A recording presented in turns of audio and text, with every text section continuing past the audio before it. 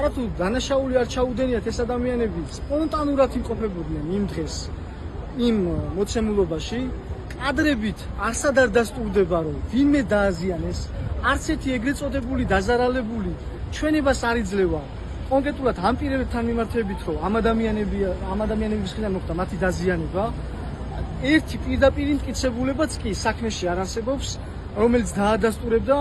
ჩვენი დაცვაში ყოფნების ბრალეულობას ხოლო ჩვენ გვაქვს პასუხი ბრალდების აი იმ კითხვებზე რაც მათ ჩამოაყალიბეს ბრალდების ფორმულირებაში თუ ვინ დააზიანა რეალურად ეს პოლიციელები ესენი არიან სახელმწიფოსთან და ხელისუფლებასთან დაკავშირებული ეგრეთ წოდებული პროვოკატორები რომელთა მიმართებაშიც ასევე საუბრობს გედედეს ყოფილი მაღალჩინოსანი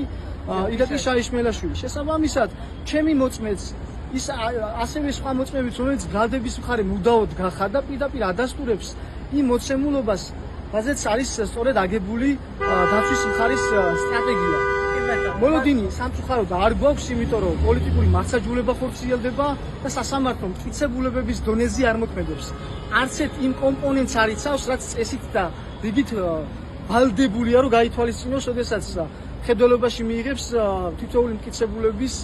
საკითხს. გონივრული ეჩმიღმა სტანდარტს ჭირდება 2, სულ ეს არის ჩამოყალიბებული პრაქტიკა, სულ 2 პირდაპირ მტკიცებულება, რომლის საფუძველზეც შეუძლია რომ განაჩენი მიიღოს სინდისის პატიმრების მიმართ. რაც ჩვენ საქმეში